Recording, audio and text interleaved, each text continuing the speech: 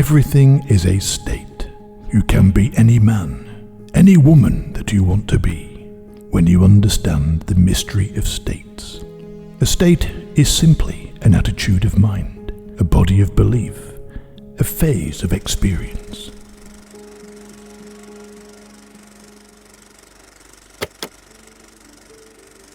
Imagine you had everything you wanted. Everything. Imagine you were everything you ever wanted to be. And capture that feeling. What you want is the emotion. What you want is the good feeling. The other stuff's just the justification that you give for having it. You attract what you feel, what you are, what you... So I don't know how anybody can disagree with that. It's just... ask any physicist, they'll tell you that it's true. In The Secret, they say you get what you want, and what is missing. And what Neville said and what has come to me and what I got from the I Am discourses and what I get from the New Testament, which I read before I did this, is that you say, I will attract into my life what I am, not what I want. A state is an attitude of mind, a state of experience with a body of beliefs which you live by. Always expressing a state, you identify yourself with it by saying, I am poor, or I am rich. I am known, or I am unknown. I am wanted, or I am unwanted. I could go on indefinitely, because there are infinite states into which an individual son of the Most High may fall. The New Testament begins. The time is fulfilled, and the kingdom of heaven is at hand.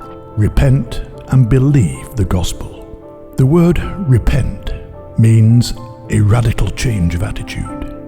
Your attitude need not be towards another, but an attitude regarding self. If you feel you have nothing to live for, you must repent by changing your attitude radically from that state. Don't condemn yourself for the state into which you have fallen. If you don't like it, move into another. Don't feel sorry for yourself, for if you do, you will make the state a habit and remain there for the rest of your days on earth. You don't have to remain in a state if you have made a mistake. You can change states in the morning, noon and night, but the state to which you most constantly return constitutes your dwelling place. It is from there you are going to live and perpetuate until you move in thought. The being that you really are descended to the weakness of the flesh, causing you to experience the state you are now in. Contemplate another state, and the same being who brought your present form into being will restore and make alive the other state, the state desired. This he will continue to do until his purpose is fulfilled. That purpose is to follow a certain pattern back into the unity of being. In other words, I want prosperity because I will feel better, and I want a lover because I will feel better, and I want this because I will feel better.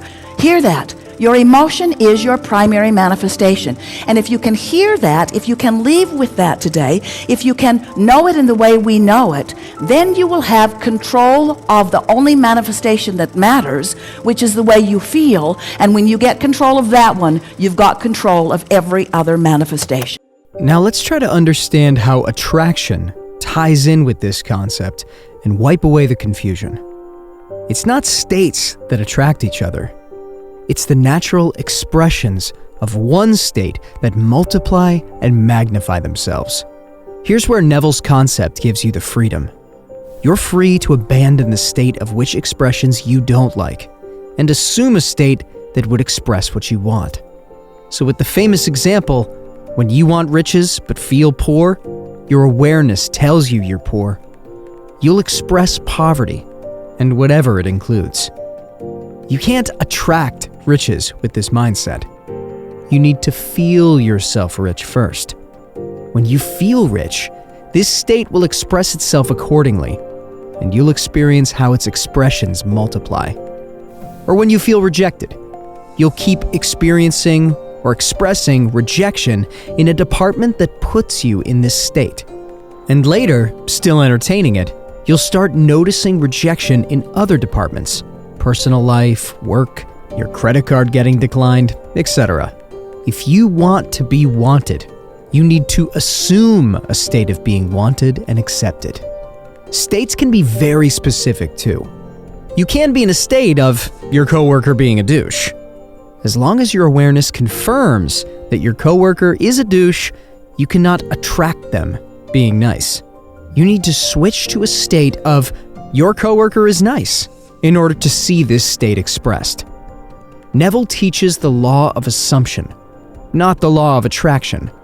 However, the acronym LOA is the same. You assume a state and see it express itself. Don't say I am depressed, because if you say I am depressed, you connect with depression, and the universal source, God, whatever you want to call it, will align in such a way to offer you whatever it is. More that depression. You put. Yeah, here's some more depression. I am unhappy. I am depressed. So by placing into your imagination what you want and assuming the feeling of that wish as already fulfilled, you go through your life feeling that. When enough of us do that, we will transform this planet. I'm telling you, it can be done. All states exist and are a fixed part of creation. Anyone can enter a state consciously or fall into a state inadvertently. You may move into different states throughout your lifetime, or you may occupy a single state. Desire is what usually motivates us to move from one state to a higher level. Since a state is total and complete in itself, when we enter a state, we are compelled to behave in a manner dictated by that state. For instance, in the state of poverty, we would find ourselves constantly in need of funds. We would have difficulty making ends meet and have no way to enjoy luxuries. Should we be given a large sum of money, if we remain in the state of poverty, filling our mind with thoughts of lack and limitation, we would soon find ourselves without funds, and again experiencing the same difficulties. The reverse would be true if we occupied a state of wealth. When we are in a state, we see only the contents of that state and are compelled to act in accordance with all that the state entails.